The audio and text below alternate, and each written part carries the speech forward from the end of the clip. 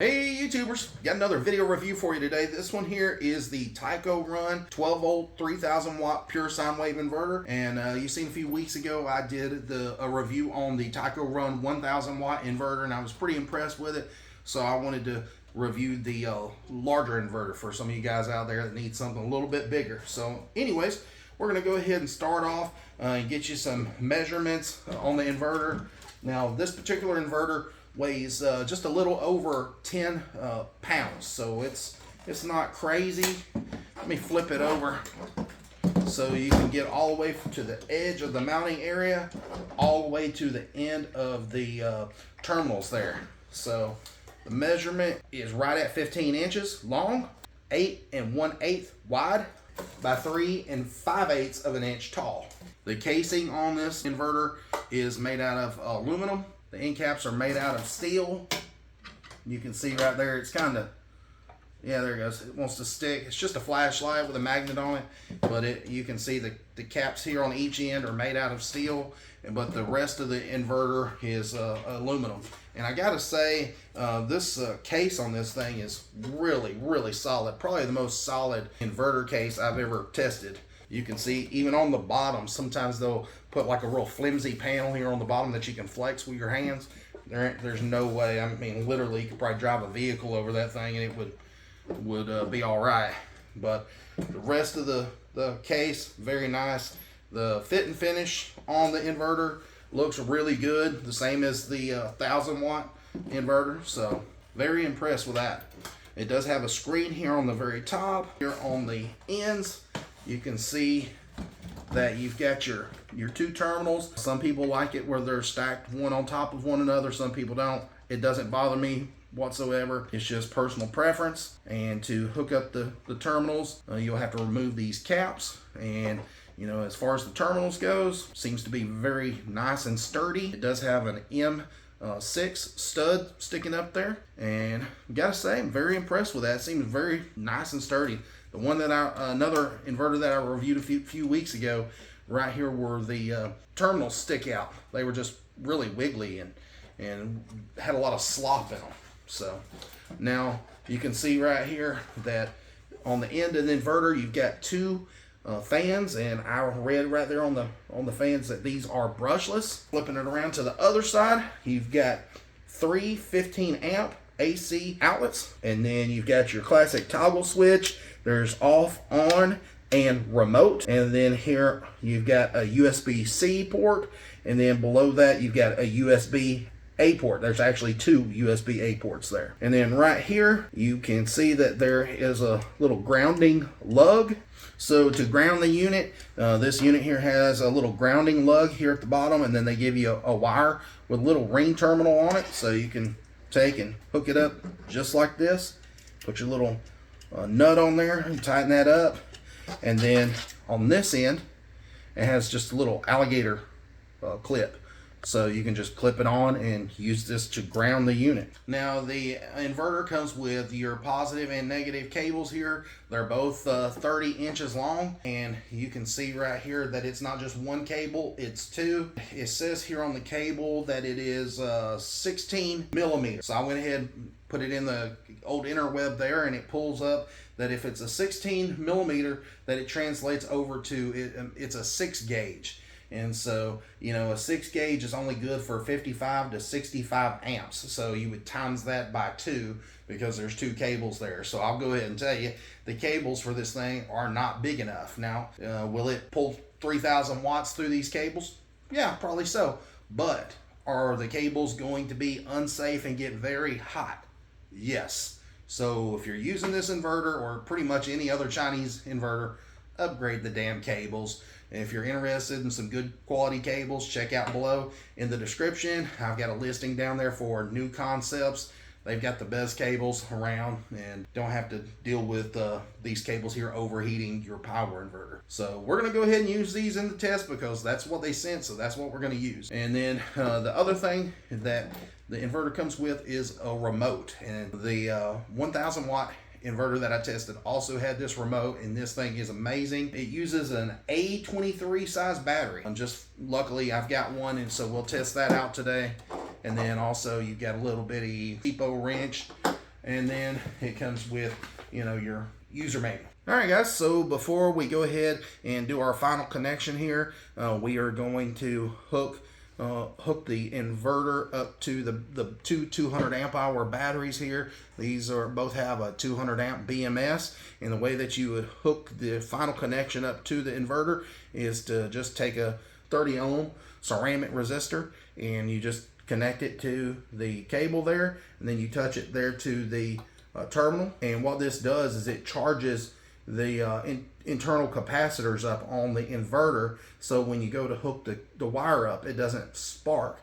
Now, don't wait too long between when you charge it up and hook the cable up, because, you know, if you wait a few minutes or so, it can still spark. So you can see right there, I went ahead and put it on and it didn't spark at all. So the way that you go ahead and put the hardware back on is you put the flat washer on first, and then you put the locking washer next, and then you put the nut. And then this is where, you know, the little free tool that they give you comes into place.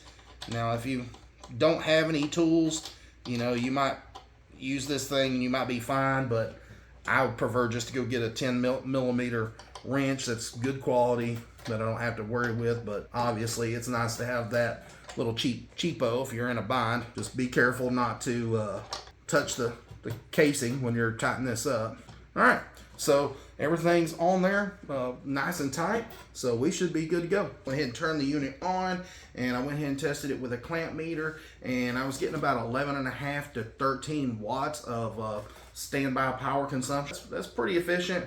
So it says right here on the display that it's 120 volts at 60 hertz, and then it jumps up a little bit to 121 volts, and you can look right here on the watt meter. So it was 119.4, and then it's 120, 121 over here on this side. We're gonna go ahead and test this inverter and check the sine wave. And you can see I've just got a little watt meter plugged in on this side, and then a little cable to a little junction box here that I made. And I've got a little hole in the side of it where I can probe it with the oscilloscope. And you can see right there on the screen, it's got a nice clean sine wave.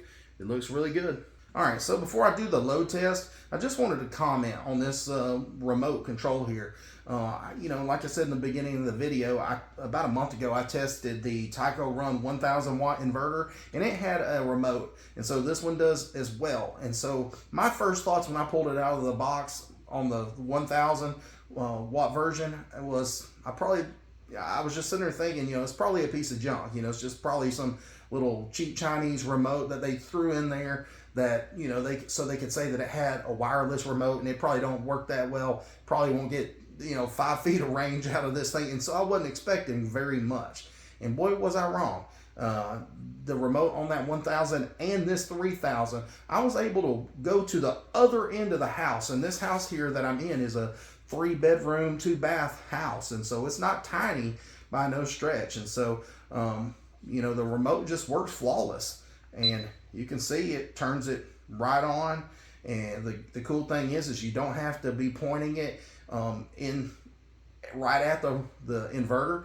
You know, you can, like I said, I was shooting it right through the walls, and it was able to turn the inverter on and off. So if you live in a motorhome or something like that, and it's time for bed, and you don't want to, you know, have to go out and turn the inverter off, and you know, this might be pretty cool. Now, it does take that A23 battery, and they're a few dollars, so they're not really cheap, but you know, I just happen to have one right there. You can see right there, it's a little bit shorter than like a AAA, but you know, seems to work great. Very impressed with the remote.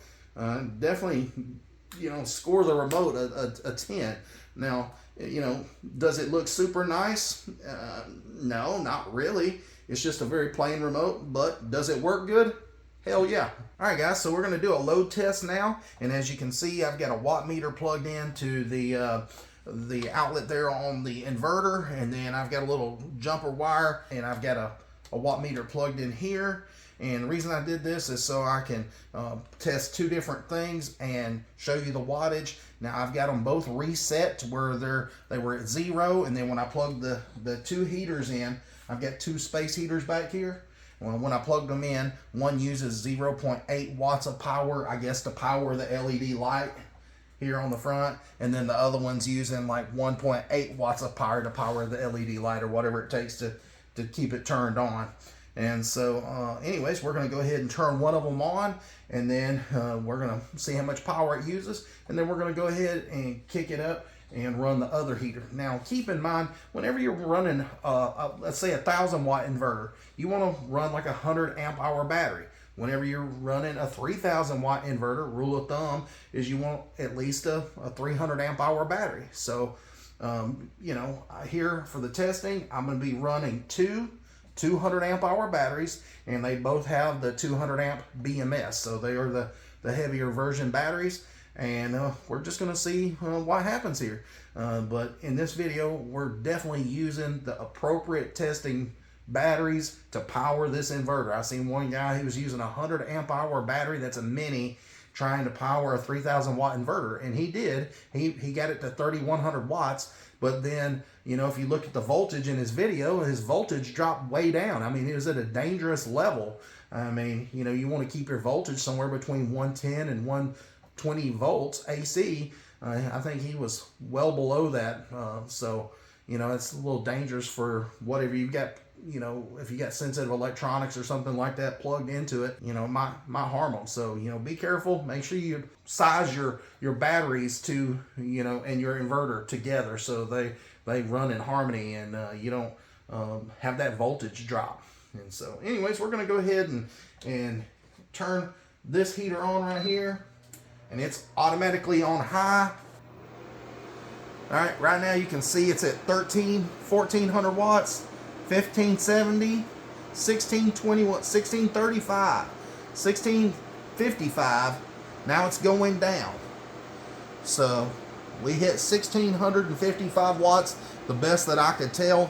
And so you can see right now it's at 1480 watts.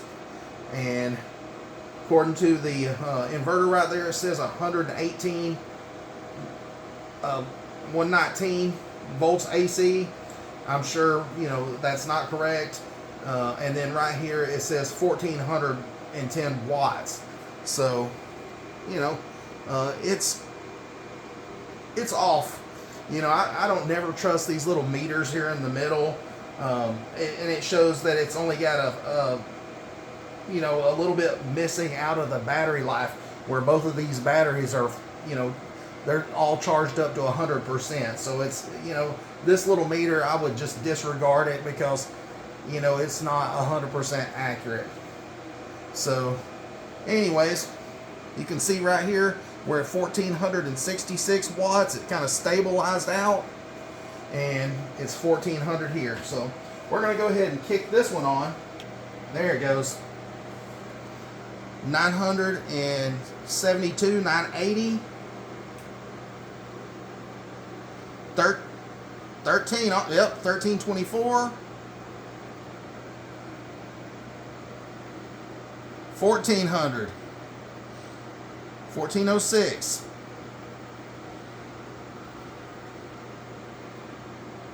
1378. We'll let it stabilize out a few minutes, and notice we're not turning this crap off. We ain't trying to hide nothing. We don't, you know, edit this crap out. We're showing you real time, and it might piss some of you off that the video's 30 minutes long, but hey, you want to see a real testing, or you want to see some smoke and mirrors show that's a BS? Because I watched a video on this a few minutes ago, and like I said, the guy was using a 100 amp hour battery, and, you know, he tested the standby power consumption, and it was wrong. His figures that he gave were wrong. And so, you know, a lot of these guys, I think they just want to have a nice video production. I don't give a crap about that. I just want to, you know, bring you guys a good video, and, you know, if let you know what's a good inverter and what's not. And, you know, I'll just be honest with you. I ain't got nothing to lose. It's not like I'm making $1 million on these inverters. Like, literally, I've not made a dime on the 1000-watt inverter. I just do this because I like doing it. Now I have an affiliate link that I'll post down below. If you want to buy it from me, if you want to buy it from somebody else, I don't care. But I'm at the same time, I'm still going to leave an honest review. Somebody said the other week and made a comment and says, well, you know, I don't know if I can trust this guy because, you know, he's got an affiliate link. Okay, don't buy from my link. I don't care. Go buy it yourself and test it yourself. But I'm not going to lie for these companies. I'm just telling you. So if your company want me to review, I had one reach out to me and say, hey, will you give us a good review? I'm like, hell no. I'll give you an honest review, but I'm not going to give you just a good review based on you sending me a product. So I think that's what holds me back from getting some of the bigger ticket items and some of the, you know, nicer stuff that some of these guys do, because they'll do a really nice positive review for them and not throw out all the facts. So anyways, off my soapbox. You can see right here I'm at 1326 watts and 1389, and we'll just let that run. And I guess we need to get about that's probably about 500 more watts of power. But we're going to continue to let this thing run, because literally I don't think it's right just to plug an inverter up for 10 seconds and say, oh, it works. We're just going to let it run. We're going to find something else and plug in here. We got a little hair dryer thing right here. The problem is having enough outlets in order to be able to plug more stuff in and it not getting in the way. So I'm going to have to move this up. So this is going to be unplugged for just a second. And hope, no, can't get nothing plugged in there. Damn it. I'm going to have to pause the video and go find something that'll fit in there, or figure out some way to get it to fit in there. So I'm going to pause it for just a minute, but I'm going to let this run. Alright guys, so we're running both space heaters, and you can see that I've got the space heater here, but then down below I had to run a little jumper wire here. This is all I could find. And then I had another little watt meter, and what I've got plugged into this is a little hair dryer. And I know, before you make a funny joke about a bald man with a hair dryer, I don't use this. It's my girlfriend's. We'll put this thing on low, and we're just going to run the fan on it. And I believe it's about 160 watts, the best I can remember. But I just wanted to go ahead and show you, before I turn the hair dryer on, what kind of power these heaters are pulling. So we've let it stabilize out a little bit, and this one's at 1337 watts, and we're going to put it in the calculator. 1337 plus 1384. Okay? And then you can see right here on the watt meter on this one, there's no power from the hair dryer in it yet, but just as it sits right now, we're at 2,721 watts of power. So we're under the 300, a little under 300 watts, and we'll be at the 3,000 mark. So we're gonna try to get up there as close as we possibly can. So I'm gonna turn this on low, and you can see 143. I did see 145. So that's not quite gonna put us there. That's about halfway. Let's see if I can kick it up to the on low and see what it'll do then. So I'm going to kick it up on low right now. Let's see what this happens. 380. So yeah, that's over 3,000 watts right there, like 3,100. So it's doing above what it says that it can do. We'll see, just see what it can do. Now keep in mind, the limitation here is going to be the cables, because man, them things are hot. I don't want nothing to catch on fire, so I'm not going to run this for long. But you can see the inverter is running at like 3,100 watts, and it's doing what it's supposed to. It's just these cheap ass Chinese cables are too small, and I don't know why all these Chinese companies send these cables. So the inverter seems to be doing good, but the cables are crap. So if it was me, I would run this inverter. I think it's a good inverter. Seems to be running just fine. But I would definitely upgrade the cables to some like new concepts, 1/aught cables, and that should be plenty. And you can see right here, 1262, 375, and that one's 1314 watts. So that's pretty impressive. And I'm going to show you here on the thermal camera. It'll take it a minute to boot up.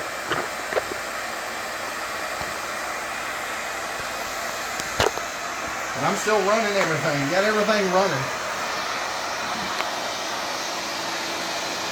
Starting to get pretty dang hot in this room. Alright, now I'm going to show you guys. I'm not joking. This is why you need to run. Oh man, 185 degrees. Oh shit. Better shut this joker down. Yep, guys, I shut it down.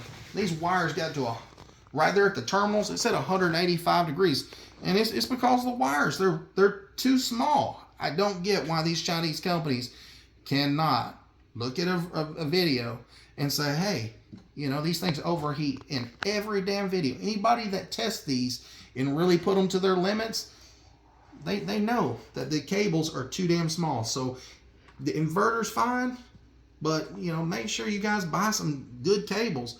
End up burning somebody's damn house down over this shit. Like, you can't even touch them. I mean, they're so freaking hot, I can't even touch them no more.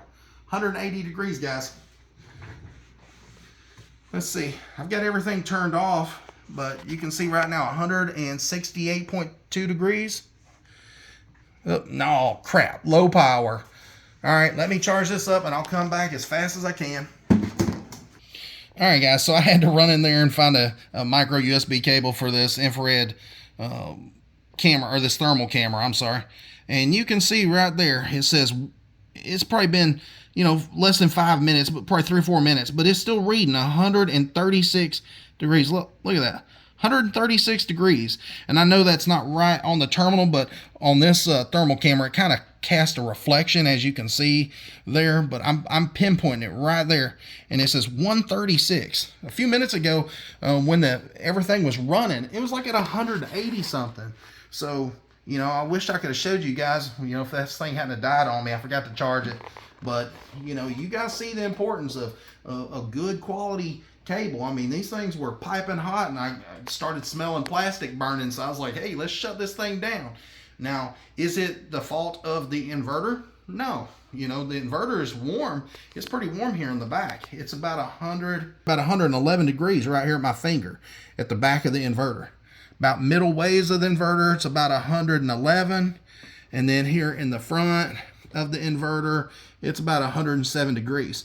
So, yeah, the inverter is warm, but I believe most of the heat that's coming out of there is just from those cables heating those terminals up, because it's too much power going through these cables and heating it up. And I believe if you just, you know, ran these new concepts wires on there and ran a bigger diameter wire, like a 1/aught or something like that, you know, it would handle that 3,000 watt load that we just put on. I'm sorry, 3,100 watt load. We went above and beyond on this thing, and it ran it great. Anyways, I can't preach enough to you guys about these cables, but literally it kind of pisses me off that these companies still send this stuff. You know, somebody could burn their house down. And I had somebody comment this last week and said, well, why don't you show, you know, what the temperatures would be with, you know, using the new concepts cables? Well, I might do that. Not in every video, but I might do a video coming up here pretty soon that shows, you know, the difference it makes to have a good quality cable. In some of my other videos where I built my own portable power stations on the little carts and stuff, you know, I used all new concepts wire in there, and my temperatures on my terminals never get that hot. My inverters never get that hot. And so, and I push them to the max the same. I mean, you can see I've done load tests on those inverters, and you know, they never get this hot, just simply because I use good cable. I'm gonna wrap the video up. Like I said, I gotta say the inverter seems to be top notch. I love the remote. It's got a damn good range on it. It goes a long ways. As far as the screen here, it's not very accurate, but neither is any of the other screens on any of the other inverters. They're just not very accurate. You know, it'll show you right when it's full and then right when it's totally discharged, but the readings in between they're just not accurate at all. Now, I do need to check one thing. I need to check the USB port here in the front and the USB-C, and that should be everything, guys. So stay tuned another minute or two. All right, so I wanted to show you right here on the USB-C just how much this thing puts out. And I've got a little cable here that has a readout. And this is my girlfriend's Z Fold 2 or 3 phone. And you can see right there it's charging, but it's only registering 14 watts. So, you know, if you want a high-powered Type-C type port, this is not the one for you. This one, like I said, is only putting out 14 watts of power.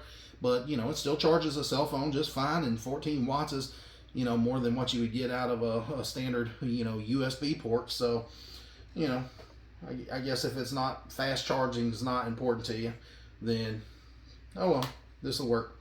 Now, as far as the regular USB ports, you've got just 2 here on the front, and I'm going to go ahead and test them. And the way that I'm going to test them is I have a little splitter here, and it's running to 2 of these USB lights. They only use 5 watts of power a piece. I love these things. I try to put them in every video just simply because they're an amazing product. You know, if you got a power outage or if you're going camping or something, you want, you know, lights that don't use a lot of power. These are very efficient. And I'm gonna go ahead and plug it in. And you can see right there, with the inverter turned off, you're still getting power, that DC power that comes through from the batteries, and it's powering these lights here. Now, like I said, I've got it connected to a splitter, and then each individual light has its own on and off switch. So we tested the first port right there. Let's move it over and test the next one to see if it works too. Yep. So I really appreciate you guys sticking around and watching to the very end. And I hope you guys appreciate, you know, all the testing and stuff. It takes a lot of time to do all this stuff. You know, it's, you know, when you make a YouTube video, there's a lot of editing goes into this, and, you know, a lot of it's just very, very time consuming. And so I really appreciate it if you guys like and subscribe to my channel. I'm trying to get to 1,000 subscribers so I can make a tiny bit of money from YouTube. You know, I'd really appreciate it if you guys would subscribe. Right now, I'm at like 630 or something like that. But anyways, if you're interested in some of the products, I am an Amazon affiliate. Guys, I don't care if you buy it from me. I don't care. I mean, I don't make enough on this to even, you know, hardly do it. But literally, if you're interested in one of these watt meters, just like the one I'm using right here, these are like 10, 12 bucks. I'll put a link for it down in the description. And then right here, if you're interested in a cable that has the watt readout so you can test your devices and see if they're getting good power to them. And then also this thermal imaging camera. This thing's right around 300 bucks. I'll put a link for it in the description. And then last but not least, this is probably the most important out of all the stuff, and this is the New Concepts wire. And the reason why I suggest this wire over what they sent, this here is, you know, it's like a 6-gauge wire. You know, they give you 2 of them, but it still doesn't equal the size of the wire that's here on this New Concepts wire. And again, this is 1/aught, and there's 5,145 strands of oxygen-free copper wire, and it's been tinned. So if you see that it's got that silver color, it's just because it has a tin coating on there. So, you know, you can use it in a marine environment and it won't patina and tarnish. You want it to stay nice and shiny, so it's the most conductive. And so guys, this is the best wire that I've been able to find for the money, and so very pleased with it. Not only is it the best wire because it's very conductive, but look at that. You can bend this stuff, and you know, you can't do that with these wires. They're pretty stiff. I appreciate you guys watching. Till next time, see ya.